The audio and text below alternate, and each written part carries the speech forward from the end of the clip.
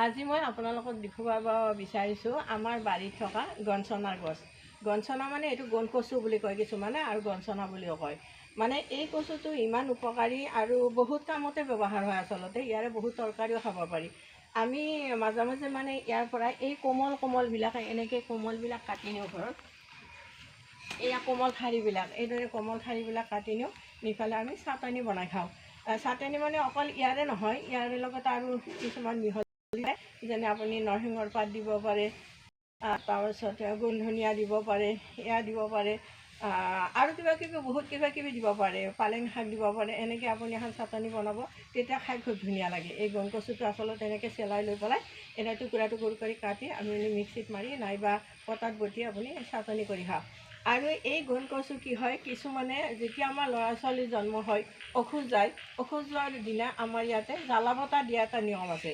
জ্বালা বটা মানে জ্বালা পিচি পেলাই সকলোকে ভগাই দিয়ে, সেই নিয়মটো আছে। আৰু সেই জ্বলা বটাত আমাৰ এই গণ কচুটো নি পেলাই মানে ইয়াকে পিচি পেলাই মানে টুকুৰা কৰি কাটি পিচি পেলাই তাত জ্বলাৰ লগত মিহলি কৰি দিয়ে আৰু দি সকলোকে বিলাই দিয়ে।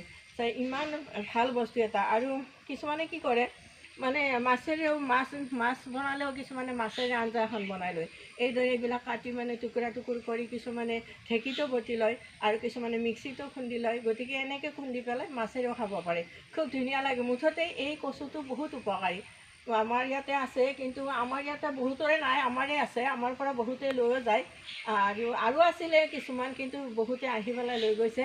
গতিকে খুব ভাল বস্তু, যিহেতু মানুহ বিচাৰি আহে, বিচাৰি আহিলে ভালো লাগে, আৰু মই দিওঁ মানুহক বিচাৰি আহিলে। গতিকে এইখনটো গোটেই আছে, এইবিলাক গোটেই এইখিনি দেখিছেনে, এইবিলাক গোটেই আৰু গোটেইখিনি আছে। বহুত মুঠতে ভাল লগা বস্তু আৰু। গতিকে আপোনালোকক দেখুৱালোঁ এইকাৰণে যে আপোনালোকৰ যদি বাৰীত আছে, এই গণ কচুটো আপোনালোকে ব্যৱহাৰ কৰি খাব। ঠিক আছে।